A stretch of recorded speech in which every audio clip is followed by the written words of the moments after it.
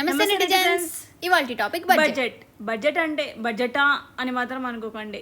ఇది ప్రతి ఒక్కరూ తెలుసుకోవాల్సిన విషయం అండోయ్. మన ఇంటికే బడ్జెట్ వేసుకుంటాం, అలాంటిది మన కంట్రీ బడ్జెట్ గురించి తెలుసుకోకుండా ఉంటామా? ఈ ఇయర్ కంట్రీ బడ్జెట్ ని మన ముందుకు తీసుకొచ్చేసారు మన ఫైనాన్షియల్ మినిస్టర్ నిర్మలా సీతారామన్ గారు. Honorable Speaker, I present the budget for 24-25. ఈ ఇయర్ ఆవిడ రికార్డు సృష్టించారండోయ్. 7 times కంటిన్యూగా బడ్జెట్ ని ప్రెజెంట్ చేశారు పార్లమెంట్ లో. 7 consecutive times is not a small thing, so kudos to her. Topic కి వెళ్తే ఇంతకీ బడ్జెట్ కావాల్సిన మనీ ఎక్కడి నుంచి వస్తుంది? స్పెండింగ్ దేని మీద చేయబోతున్నారు? ప్రియారిటీస్ ఎక్కడ ఉన్నాయో తెలుసుకోవాలనుందా? ఓల్డ్ ట్యాక్స్ కి న్యూ ట్యాక్స్ కి డిఫరెన్సెస్ తెలుసుకోవాలనుందా? ఏ ఐటమ్స్ వాల్యూ పెరగబోతున్నాయి, ఏ ఐటమ్స్ వాల్యూ తగ్గబోతున్నాయి, ఇవన్నీ తెలుసుకోవాలనుందా? అయితే ఈ వీడియో చివరి దాకా చూసేయండి. మరి ఇంకెందుకు late, let's dive into our channel. ఏంటి, ఆల్రెడీ ఫిబ్రవరిలో బడ్జెట్ ప్రెజెంటేషన్ అయిపోయింది కదా, మరి ఇప్పుడు ఏంటి అని కొంతమందికి డౌట్ వచ్చిండొచ్చు. అది తెలుసుకోవాలంటే ముందు మీరు ఇంటరింగ్ బడ్జెట్ అంటే ఏమి, యూనియన్ బడ్జెట్ అంటే ఏమి తెలుసుకోవాలి. ఈసారి జనరల్ ఎలక్షన్స్ రావడంతో ఫిబ్రవరిలో మనకి ఇంటరింగ్ బడ్జెట్ని ప్రెజెంట్ చేశారు. అందులో ఫ్యూ మంత్స్ అంటే ఎలక్షన్స్ దాకా చేయబోయే ఎక్స్పెన్సెస్ గురించి మాత్రమే మెన్షన్ చేశారు. అదే యూనియన్ బడ్జెట్లో అయితే ఫుల్ ఫైనాన్షియల్ ఇయర్కి సంబంధించిన ఎక్స్పెన్సెస్ గురించి మెన్షన్ చేశారు.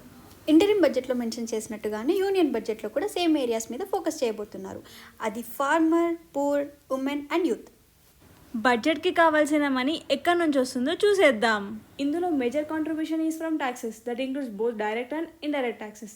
డైరెక్ట్ ట్యాక్సెస్లో మనకి ఇన్కమ్ ట్యాక్స్ నుంచి 19%, కార్పొరేట్ ట్యాక్స్ నుంచి 17%. అలాగే ఇండైరెక్ట్ ట్యాక్సెస్కి వచ్చేసరికి జిఎస్టీ నుంచి 18% కాంట్రిబ్యూషన్ ఉంది, ఎక్సైజ్ డ్యూటీ 5%, కస్టమ్ డ్యూటీస్ 4%. అలాగే బారోయింగ్ అండ్ అదర్ లయబిలిటీస్ నుంచి 27% కాంట్రిబ్యూషన్ ఉంది. అవి మల్టీలేటరల్ ఆర్గనైజేషన్స్ నుంచి మనం తీసుకున్న లోన్స్. ఏ సెక్టర్ మీద ఎంత పర్సెంటేజ్ అలొకేట్ చేశారో తెలుసుకుందాం. స్పెండింగ్లో హైయెస్ట్ పర్సెంటేజ్ స్టేట్స్కి ఇస్తున్నారు, that is 21% in the form of tax dissolution. Next highest spending తీసుకున్న లోన్స్కి ఇంట్రెస్ట్గా 19% ఆఫ్ అవర్ ఓవరాల్ బడ్జెట్ని స్పెండ్ చేస్తున్నాం. డిఫెన్స్కి 8%, సబ్సిడీస్కి 6%, స్కీమ్స్ వచ్చేసరికి సెంట్రల్ స్పాన్సర్డ్ స్కీమ్కి 8%, సెంట్రల్ సెక్టర్ స్కీమ్కి 16%, పెన్షన్కి 4%, అదర్ ఎక్స్పెండిచర్కి 9%, ఫైనాన్స్ కమిషన్ అండ్ అదర్ ట్రాన్స్ఫర్స్కి 9%. ఎలా అయితే నరేంద్ర మోదీ గారు ఒక విజన్తో వచ్చారో వీక్షిత్ భారత్ అని, to make India developed by 2047, దాన్ని అచీవ్ చేయడానికి ఈ బడ్జెట్లో మనకి 9 ప్రియారిటీ ఏరియాస్ని మెన్షన్ చేశారు. Those are agriculture, MSMEs, infrastructure and tourism, employment generation and skilling, urban development, research and development, human resource development, energy security and next generation reforms. ఈసారి బీహార్కి, ఏపీకి చాలానే financial assistance చేస్తున్నారు. మన ఆంధ్రప్రదేశ్లో క్యాపిటల్ డెవలప్మెంట్కి 15,000 crores అలాట్ చేశారు, with additional financial assistance in future years. వాటితో పాటు పోలవరం ప్రాజెక్ట్ త్వరగా కంప్లీట్ చేశామని, అలాగే ఇన్ఫ్రాస్ట్రక్చర్ డెవలప్మెంట్కి ఎక్స్ట్రా ఫైనాన్షియల్ అసిస్టెన్స్ చేస్తామని అంటున్నారు మన సెంట్రల్ గవర్నమెంట్.